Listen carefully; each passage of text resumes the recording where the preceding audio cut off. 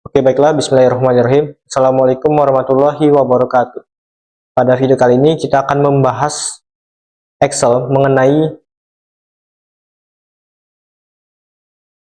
numerical example of modal analysis.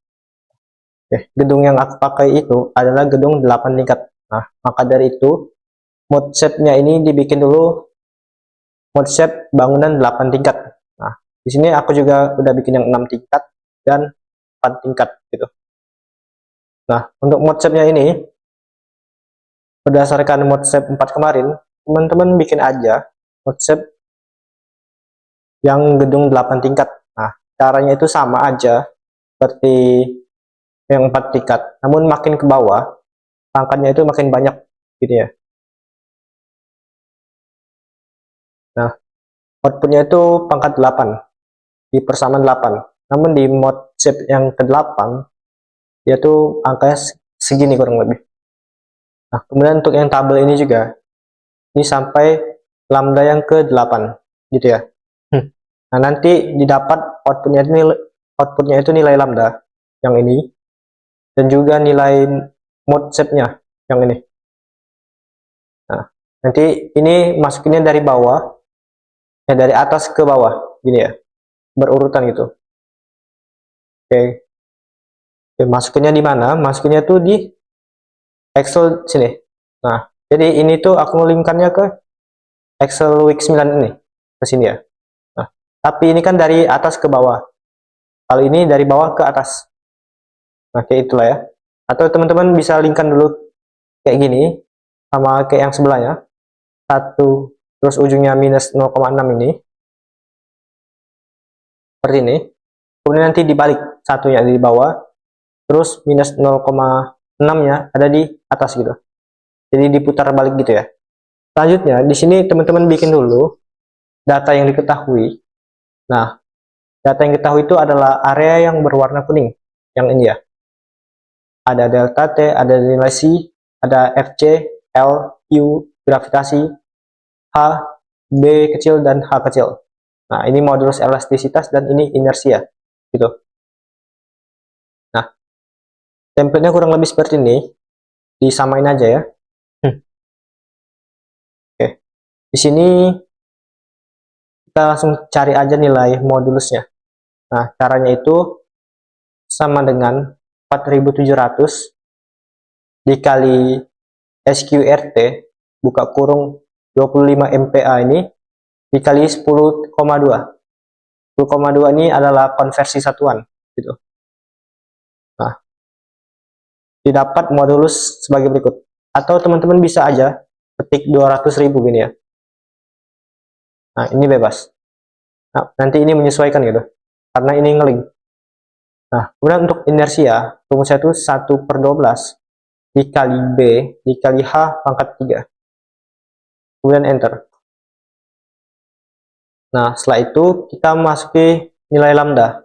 Nilai lambda ini langsung ngelink aja ke lambda yang telah kita peroleh di mode shape sebelumnya, yang ini. Kemudian nilai M, ini adalah massa, dan massa ini nilainya sama ya. Nanti dipengaruhi faktor lainnya itu di bagian matriksnya, di sini. Jadi M8 itu sebenarnya massa yang ini dikali 0,8, kurang lebih seperti itu. Nah, untuk massa sendiri, rumusnya itu adalah L ini dikali dengan Q dikali 1000 untuk konversi satuannya dibagi gravitasi. Kemudian enter. Nah, untuk kekakuan, ini rumusnya 2. Kenapa dikali 2? Karena kolomnya ada di kiri dan di kanan. Gitu ya. Jadi kan balok itu ditumpuk oleh 2 kolom. Makanya ini dikali 2. Kemudian dikali 12, dikali modulus elastisitasnya, dikali dengan inersia, tutup kurung, dibagi buka kurung, nilai H-nya ini, atau ketinggian kolom, dipangkatkan 3, enter. Nah, H ini ketinggian kolom yang tadi, dilingkan aja ke sini. Nah, kemudian omega 1 sampai 8, itu rumusnya SQRT, buka kurung, lambda ini dikali K dibagi M, gitu ya. Kemudian enter. Dan di scroll ke bawah. Nah, selanjutnya kita memasuki nilai A1, B1, dan K-topi 1. Nah, rumusnya seperti yang ada di samping ini. Pertama kita terapkan dulu pada nilai A1 ini.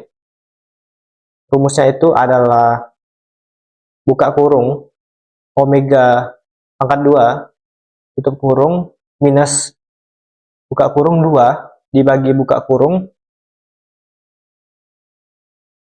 delta T pangkat 2 tutup kurung. Kemudian enter. Nah, untuk B1 ini rumusnya yang ini ya. Jadi buka kurung 1 per buka kurung delta T pangkat 2 tutup kurung minus buka kurung dikali dengan nilai C kemudian dikali omega yang ini tadi. Nilai C itu yang ini ya. Nah, 0,05 atau 5%. Nah, setelah dikali omega tutup kurung dibagi buka kurung 2 dikali dengan delta T tutup kurung 2 kali. Enter. Kemudian K-topi yang tadi kan ini negatif, ini positif. Jadi rumusnya bisa kita copy dari sini, kemudian tandanya diubah aja, gitu ya. Setelah selesai tinggal di scroll ke bawah. Nah, kemudian kita mencari nilai rasionya ini. Nah, di mana nilai rasionya ini apabila kita jumlahkan akan menghasilkan nilai 1. Nah, nilai rasio ini adalah P1 ini dibagi dengan M gede 1. Nah, oke. Untuk nilai P, ini rumusnya agak panjang, tapi ini sebenarnya berpola aja. Yang pertama itu nilai mode shape-nya ini dikali dengan nilai massa, yang ini, massa yang dikunci, dikali dengan matriks M-nya ini. Nah, matriks M-nya ini juga dikunci sebenarnya. Nah, setelah dikali matriks M, ditambah mode shape yang kedua, dikali massa, dikali matriks M. Kemudian ditambah mode shape yang ketiga ini, dikali massa, dikali matriks yang ketiga ini. Nah, begitu terus sampai matriks yang ke-8. Dijumlah terus ya. Nah, untuk mempermudah perhitungan, bagian massa dan matriksnya ini nanti dikunci aja. Oke. Setelah dikunci semua, nanti di scroll ke samping gitu. Setelah di scroll ke samping nanti value yang ada di sini, misalnya 7,7372 yang ada di sini itu tinggal di copy aja rumusnya. Misalnya ini rumusnya di copy ke sini. Gitu ya. Gini, Ctrl V gini. Nah, oke, karena kenapa kita geser ke samping? Karena yang berubah itu nilai mode shape-nya ini. Kalau kita geser ke samping kan otomatis mode shape-nya juga ikut bergeser gitu. Kecuali yang kita kunci tadi. Nah, setelah itu tinggal dipindahkan nilainya. Yang awalnya horizontal jadi vertikal. Seperti itu. Nah, untuk nilai M gede 1 ini, itu sama seperti sebelumnya. Tinggal di copy aja rumus tadi. Kemudian, ini dikali dengan mode shape lagi. Nah, tadi kan mode shape dikali massa, dikali matriks M. Nah, kalau yang nilai M1 ini, itu rumusnya mode shape ini dikali massa, dikali matriks M, kemudian dikali lagi ke mode shape-nya ini. Nah, gitu ya. Maka dari itu, perkalian sini ada 4 variabel. Nah, nanti diulangin terus sampai tingkat ke-8 gitu. Nah, yang nilai yang perlu dikunci itu adalah nilai M ini, kemudian nilai matriks yang ini. Gitu. Nah, setelah dikunci nanti di scroll ke samping, nah, kemudian di Ctrl X aja. Nanti setelah di copy ke samping ini maksudnya, di scroll ke samping ini. Nanti ini di copy hasil yang sini dan tempel di sini. Gitu. Kenapa scroll ke samping? Karena yang berubah itu adalah kolom si mode shape-nya ini. Gitu. Kolom itu ini ya, baris kolom ini. Nah, PF-nya ini rumusnya tinggal P dibagi M. Nah, kali ini kita scroll bawah bisa. Nah, perhitungan teman-teman akan terverifikasi apabila nilai PF totalnya ini adalah 1. Nah, ini kan udah 1, maka dari itu ini udah oke. Nah, kita lanjut ke tabel. Oke, di sini template tabelnya kurang lebih ada nilai max, ada nilai minimum, kemudian nilai I, TI, T dalam kurung I. Oke, kemudian ini adalah nilai yang tercatat dari gempanya. Kemudian ini G sampai 8, ini Z tambah dengan PF dikali G, kemudian Y1 sampai Y8, dan drift ratio tingkat 1 sampai tingkat 8. Kurang lebih seperti itu. Nah, untuk data yang dua ini dapatnya dari gempa pada tahun 1977. Nah, cara dapatnya itu teman-teman bisa buka aja Google Drive yang ada di deskripsi video ini, kemudian di copy gempanya. Bentar, ini aku buka dulu.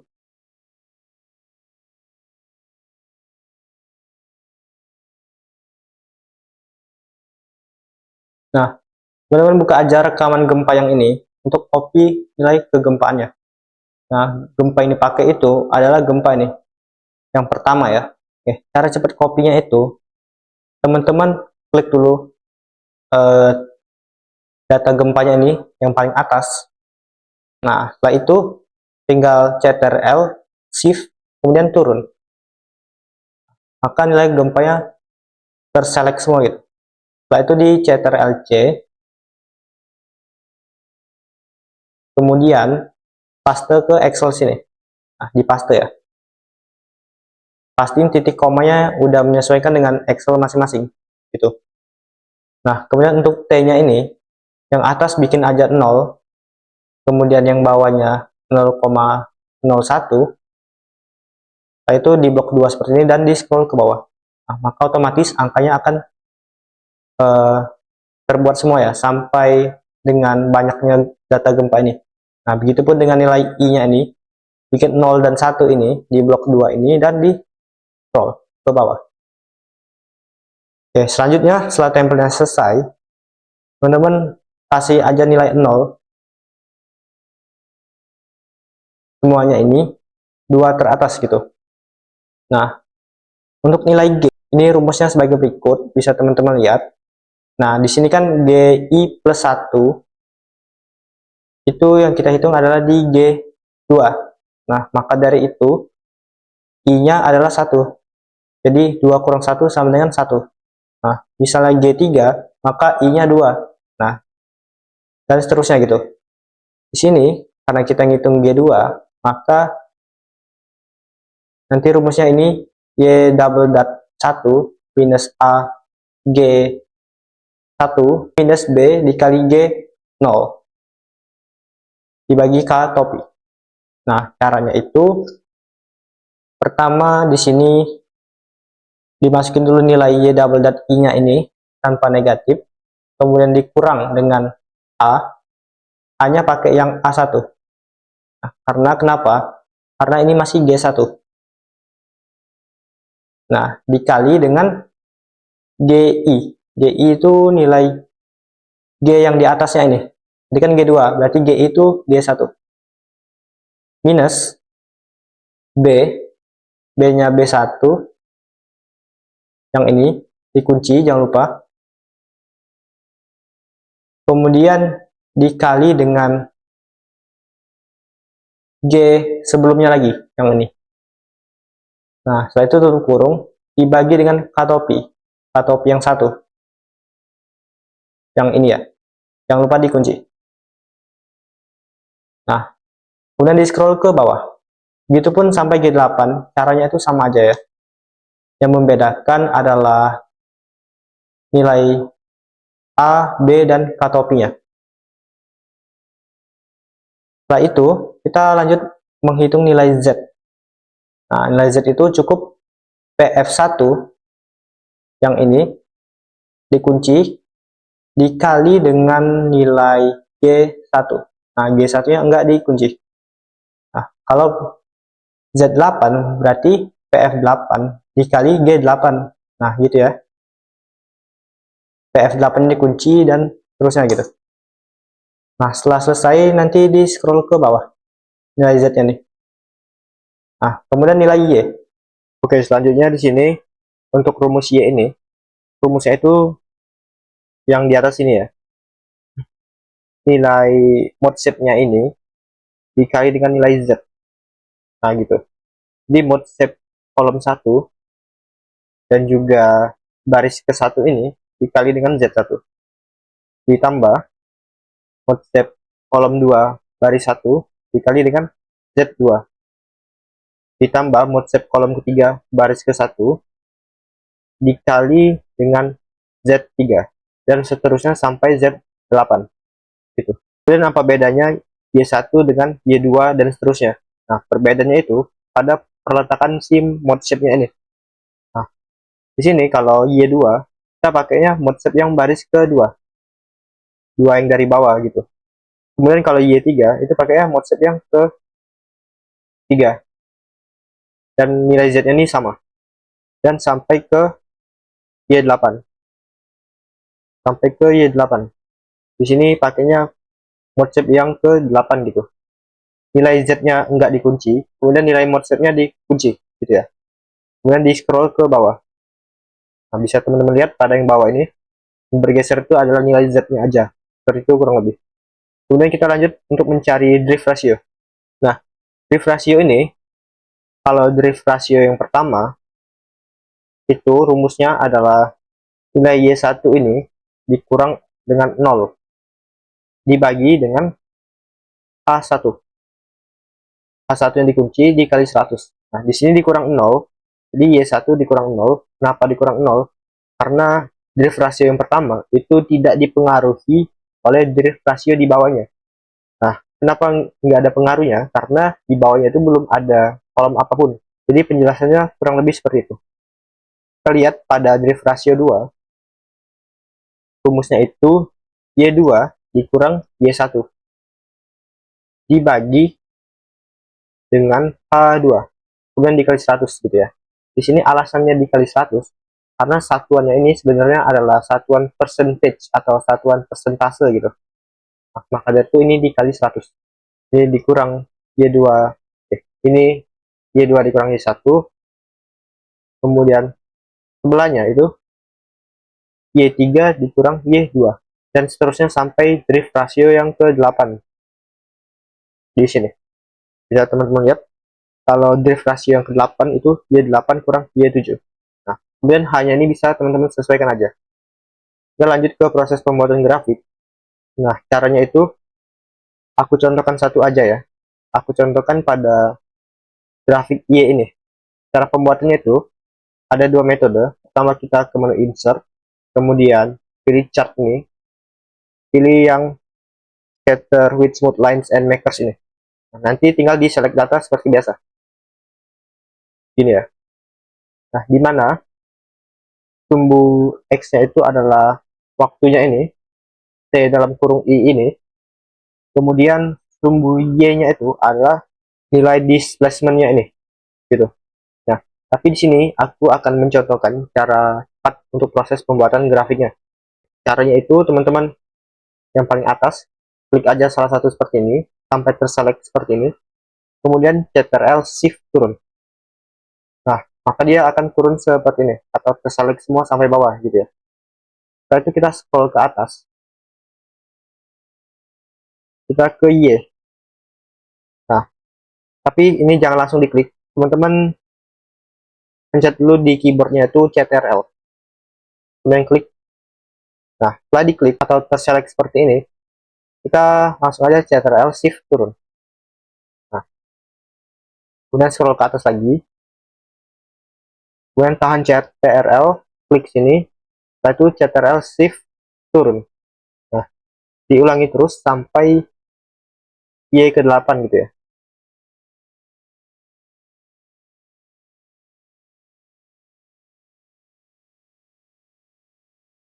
Kemudian yang terakhir Y8, itu Ctrl klik, kemudian Ctrl Shift turun. Oke, setelah Ctrl Shift turun semua, Y1 sampai Y8 ya, kita scroll ke atas, kemudian ke menu Insert, yang ini, pilih Chart, pilih yang ini, Sketcher with Smooth Lines and Makers. Nah, maka grafiknya udah jadi. Cara, tinggal teman-teman sesuaikan aja grafiknya ini. Yang penting dikasih judul, dikasih axis title-nya pada sumbu X maupun sumbu Y. Kemudian legendnya ini tinggal kita klik kanan, edit data. Kita lihat data, kemudian edit. Legendnya ini dinamain aja. Tingkat 1, tingkat 2, tingkat 3, dan sampai tingkat 8 gitu. Kemudian oke. Nah, setelah itu ini kita gedein dulu grafiknya ini. Nah, setelah seperti ini, di sini kan grafiknya itu terbuat dari banyak titik. Nah, maka dari itu titiknya dihapus. Kita klik aja titiknya 2 kali. Nah, kemudian kita pilih ke sini.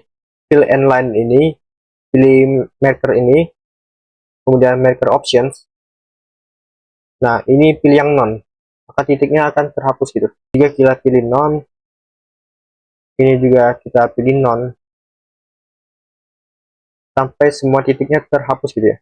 Setelah itu, setelah grafiknya jadi seperti ini, teman-teman tinggal copy aja, Ctrl+C, kemudian paste, bebas di mana.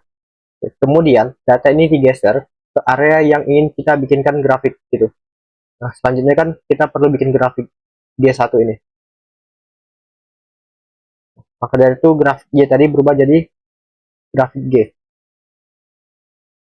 Seperti ini. Kemudian nanti disesuaikan aja sumbu X dan sumbu Y-nya gitu. Jika kita ingin ubah grafiknya jadi grafik Z, maka dari itu ini tinggal geser ke Z. Maka dia berubah jadi Z. Jika grafik ini ingin kita ubah jadi drift ratio, maka tinggal geser ke drift ratio. Maka dia berubah jadi drift ratio grafiknya. Teman-teman perlu bikin dulu tabel di atas ini, tabel maksimum dan tabel minimum.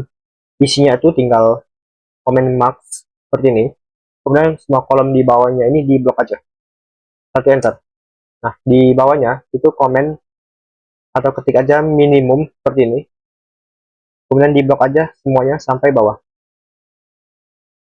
Setelah itu tinggal di scroll ke samping gitu ya. Seperti ini. Setelah ini selesai, kita bikin max dan minimumnya. Kita lanjut ke verifikasi. Nah, di sini bikin aja template seperti ini kurang lebih. Ada tingkat, ada Zmax, ada detik, ada hasil simpangannya, kemudian hasil berdasarkan upper bound, dan berdasarkan SRSS, beserta dengan kesalahan relatif. Di sini, tingkatnya ini menyesuaikan dengan tingkat yang teman-teman bikin, kemudian Zmax-nya ini, cara dapetinnya itu tinggal ngelink ke nilai maksimum yang ada di atas ini. Ini Z1, Z2, Z3, Z4, sampai Z8 gitu ya. Dilingkan aja ke sini. Nah, kemudian untuk detiknya ini, aku contohkan salah satu aja. Cara dapetinnya itu kita cek dulu. Zmax ini kan angkanya itu 2,2083. Kemudian teman-teman scroll aja ke bawah. Nilai maxnya ini ada di mana gitu. Nah, setelah kita lihat nilai maxnya itu ada di sini. Di mana nilai Zmax-nya ini terjadi pada detik ke 2,75 gitu ya. Itulah mengapa tadi di sini kita masukinnya 2,75. Oke. Kemudian hasil ini diperoleh dari Y1. Karena kenapa? Karena ini tingkat 1 ya. Hasil ke-8 itu pakainya Y8 gitu ya. Hasil Y1 ini cara dapatnya itu kita scroll ke bawah. Di sini tadi. Ini kan nilai maksimum ya. Nah, kemudian kita cek nilai Y-nya itu berapa? Y1 ya. Ternyata nilai Y1-nya ini 2,358 8 sekian gitu ya. Nah, setelah itu nilai ini kita hubungkan aja ke sini. Nah, gitu ya. Kita cek lagi apakah itu udah ngelink atau belum. Nah, linknya ke sini. Begitupun pada Y ke-8. Yang Y8 kan ini. Kita cek dulu nilai maksimumnya itu ada di mana. Setelah aku cek nilai maksimumnya itu ada di sini berdasarkan tabel yang di atas tadi, tabel minimum dan maksimumnya itu. Kemudian detiknya juga dicek terjadi pada detik berapa. Ini kan 2,82. Pada 2,82 itu Y8-nya berapa gitu. Di sini 13,0537. Maka dari itu hasil di sini 13,0537 gitu ya. Nah, untuk upper bound ini, rumusnya itu yang ini, yang nilai mutlak ditambah nilai mutlak ini. Nah, caranya itu teman-teman ketik aja sama dengan absolut buka kurung nilai V1 yang pertama, yang ini, dikali dengan nilai PF1 yang ini, dikali dengan nilai G1 max. Nah, G1 max itu yang ini. Kemudian nilai PF1 dan G1 max-nya dikunci. Nah, ditambah nilai V2 lantai 1 ini dikali dengan PF2 dikali dengan G2. Kemudian ditambah absolut buka kurung V3 lantai 1 ini dikali dengan PF3 dikali dengan G3 max gitu ya. Nah, setelah itu kita lanjutkan sampai nilai V yang ke-8 gitu. Nah, setelah itu tinggal di scroll aja ke bawah seperti ini. Itulah mengapa konsepnya nih yang awalnya angka satunya berada di bawah, aku rotasikan berada di atas gitu ya, agar kita bisa scroll ke bawah untuk rumus upper bound-nya ini. Kita lanjut ke hasil SRSS dulu ya. Nah, di sini sebenarnya konsep rumusnya itu sama, yaitu nilai yang di dalam kurung ini dikuadratkan, kemudian diakarkan. Nah, itu kan sebenarnya sama aja kayak nilai mutlak gitu. Namun metodenya saja yang berbeda. Sama, teman-teman copy aja rumus yang ini. Gitu ya. Kemudian di paste ke sini. Kemudian semua ABS-nya nih dihapus aja. Semua absolutnya ini dihapus. Nah, setelah itu kita tutup kurung di kiri dan di kanannya. Kita tambahkan tutup kurung. Kemudian depannya ditambah aja SQRT. Seperti ini. Nah, setelah itu tinggal kita pangkatkan 2 aja di tiap tanda kurungnya ini. Kita pangkatkan 2 semua sampai tingkat ke-8 gitu ya.